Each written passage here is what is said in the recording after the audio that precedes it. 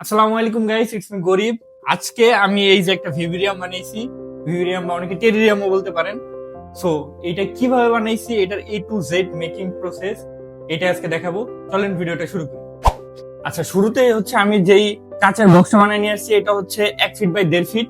এটার প্রথমে আমি বগুডটা অ্যাড করে নিব। বগুড অ্যাড করার সময় বা কোনো হার্ড কোনো কিছু অ্যাড করার সময় সুপার গ্লু পাশাপাশি এরকম কটন বা অন্য কোনো কিছু অ্যাড করা অনেক ভালো। মানে ভগুরটা অ্যাড করার পরে আরেকটা মজার কাজ, সেটা হইতেছে পিউ ফোম। পিউ ফোম দিয়ে কাজ করতে আমার সবসময় ভালো লাগে। আর আমার হাতে আছে ড্রাগন রক। সো আমি এটা ড্রাগন রক দিয়ে বেস তৈরি করবো। আমি এটা partition দেবো, ঠিক এই যে এইভাবে।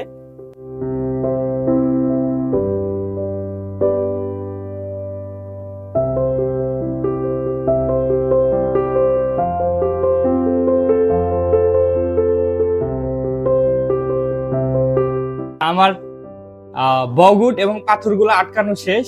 পিউ ফোমের অর্ধেক কাজ শেষ, আর অর্ধেক কাজ পরে। এখন এটাকে আমি হাত দিয়ে অ্যাডজাস্ট করে দিব।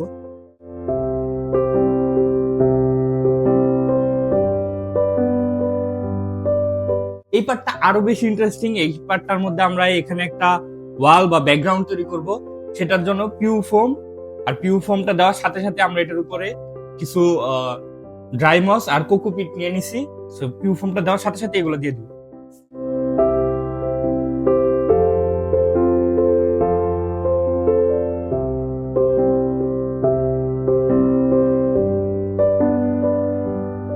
সো ব্যাকগ্রাউন্ডের কাজটাও শেষ, এখন হচ্ছে ওয়েট করা, এটা কতক্ষণে শুকাবে। এটা না হলেও 6 থেকে 10 ঘন্টা শুকানোর দরকার।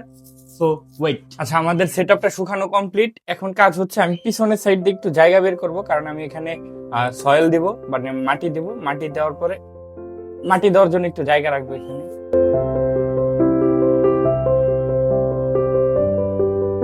ওকে, এখন পিউ ফোম এবং অ্যাডজাস্ট করার কাজটা শেষ। এখন হচ্ছে এটার উপর আস্তে আস্তে ফিনিশিং দাও। ফিনিশিংটা আমরা দিব কোকোবিট এবং সিলিকন মিক্স করে এটার উপর একটা কোটিং করে দিব।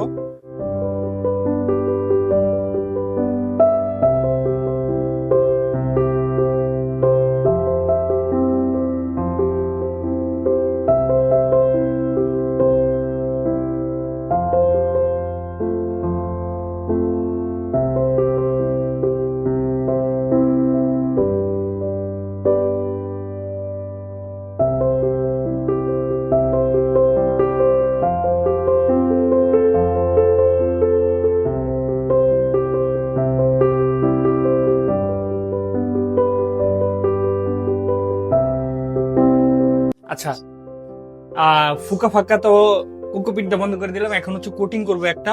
ধরেন আমি ব্ল্যাক কালার সিলিকনটা উপরে হালকা একটা প্রলেপ দিয়ে এর উপর আবার কোকোপিট দিয়ে দিব, লাইক দিস।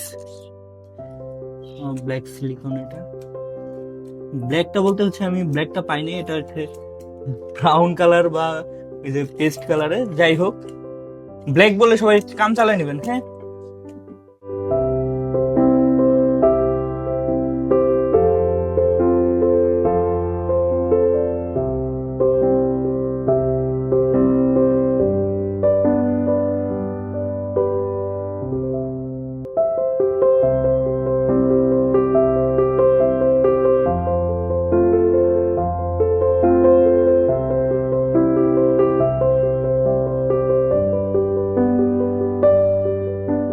সো কাজ মানে হার্ড স্কিপের কাজটা অলমোস্ট শেষ। এখন হচ্ছে আবার এটাকে একটা রেস্ট দিতে হবে, অ্যারাউন্ডলি 6 থেকে 8 ঘন্টা। So wait. সো আমাদের এই সেটআপটা পুরোটা শুকানো শেষ। আর এই যে কিটটা দেখতেছেন, আমি সামনের ডোর লাগাইছি, উপরে ছাদ, এখানে ডোর লাগানোর জিনিসটা, নিচের একটা স্ট্যান্ড, এই সব কিটটাকে টেরিয়াম মড কিট বলে বা ভিভেরিয়াম মড কিট বলে। সো এটা 1 ফিট বাই 1.5 ফিট সাইজের টেরিয়ামের জন্য। এর থেকে বড় কিংবা ছোট পাওয়া যায়, আপনারা অনলাইনে বিভিন্ন পেজে নক দিলে পেয়ে যাবেন। আমি একটু ভিতরেরটা দেখাই। এই দেখেন আমার ভিতরের ফিনিশিং কি হয়েছে। এখন আমি যে কাজটা করব, এখানে কিছু প্ল্যান্ট অ্যাড করব, প্ল্যান্ট এন্ড মস। সো প্ল্যান্টের ভিতরে আমি একটা মিনি পাম নিছি, আর এটা হচ্ছে দেশীয় বেগুনিয়া বলে, এটা দেশীয় বেগুনিয়া, একটা কুসু গাছ আর কিছু ইয়া নিছি। আমি কিছু মস অ্যাড করব। সো চলেন আগে এই পিছনের সাইডটাতে আমি কিছু সয়েল দিয়ে নিতেছি।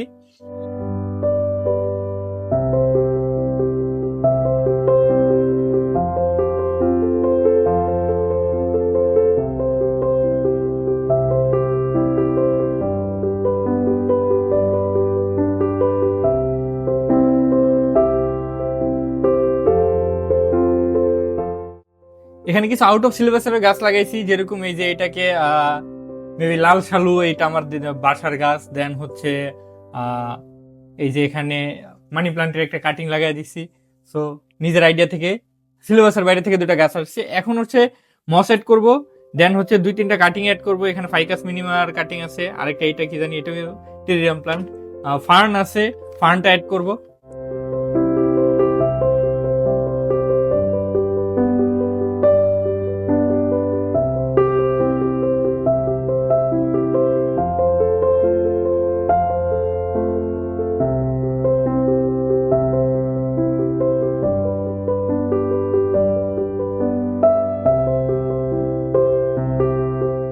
সো আমাদের কাজ একদমই শেষ, জাস্ট খালি নিচের এই জায়গাটা ক্লিন করব আর পানি দিয়ে দিব।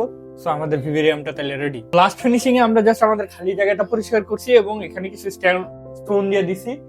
সো আমাদের ভিভেরিয়ামটা রেডি। এখন আমরা এটার জন্য কোন এনিমেল আনবো এই অবশ্যই কমেন্ট করে জানাবেন। আর এরকম এই ভিভেরিয়াম আপনারা একটু বানাইতে চান নাকি এবং কেউ বানাইছেন নাকি সেটা অবশ্যই কমেন্টে দিবেন। দেখা হচ্ছে অন্য কোনো ভিডিওতে। আসসালামু আলাইকুম।